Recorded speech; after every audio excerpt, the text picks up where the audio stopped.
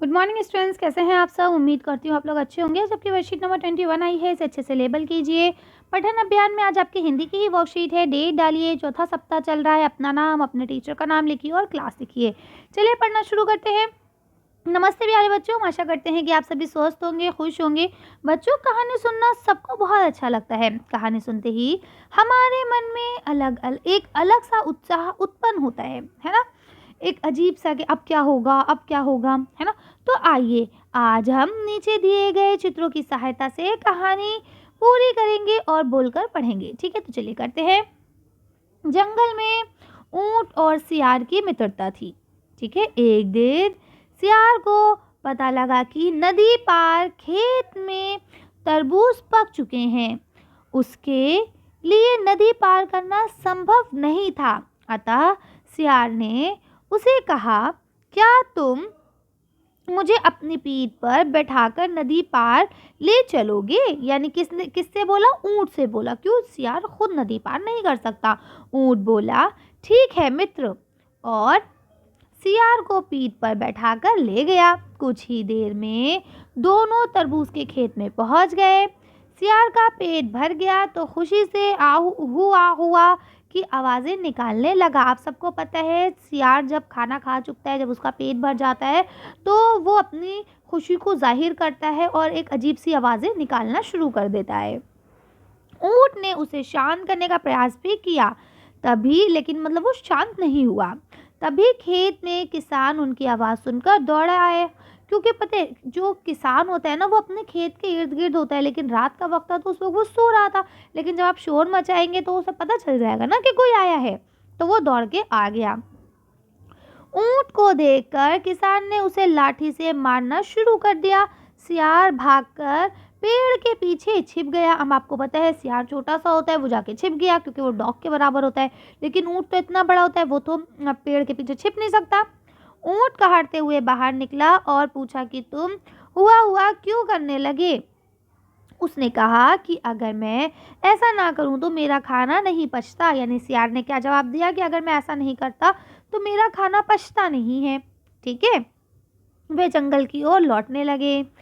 मार खाने के बाद भी ऊंट सियार को पीठ पर लादे नदी में तैर रहा था। अचानक ऊंट ने पानी में डुबकी लगा दी। सियार घबराते हुए बोला, क्या कर रहे हो। ऊंट ने कहा, खाना खाने के बाद मुझे ऐसे डुबकी लगाने की आदत है। ठीक है, तो आई बात समझ में। तो दोनों ने एक दूसरे से बदला लिया। मतलब सियार की तो खैर आदत ही थी, लेकिन ऊंट ने उससे बदला लिया, है ना। ऐसा नहीं होता है कि हमारी आदत है तो हम ये करेंगे। हमें वो काम कभी नहीं करना चाहिए जिससे किसी दूसरे को तकलीफ हो, है ना। तो इस तरह से ये कहानी यहाँ समाप्त होती है। लिखा हुआ है, उपयुक्त कहानी को पढ़ते हुए इस कहानी का अंत अपने शब्दों में लिखिए। अब आप बताइए कि इस कहानी का अंत क्या हुआ होगा। तो चलिए इस कहानी का अंत हम लोग लिख के देख लेते हैं। तो इसका आंसर यहाँ से कर सकते हैं इसे पूरा, कि सियार ने ऊंट को अपनी जान की दुहाई दी, है ना। उसको जो जान की दुहाई देते हुए कहा कि अगर तुम नदी में बैठोगे तो मैं डूब जाऊंगा, है ना। तो क्या हुआ, कृपया ऐसा काम मत करो। पर जैसे कि खेत में सियार ने किया था, यानी ऊंट के मना करने के बाद भी उसने वो चीज़ें की थी, है ना। ऊंट ने भी अपने मन की इच्छा को पूरा कर लिया और पानी में बैठ गया। ऊंट के बैठते ही पानी के तेज बहाव के कारण सियार बह गया और डूब गया। ठीक है, तो इसे आप लोग कर सकते हैं। अब देखिए आपको अगला क्वेश्चन लिखा है, ऊंट को रेगिस्तान का जहाज क्यों कहा जाता है, पता लगाइए। तो आपको बताना है कि ऊंट को रेगिस्तान का जहाज क्यों कहा जाता है। चलिए आंसर देखते हैं।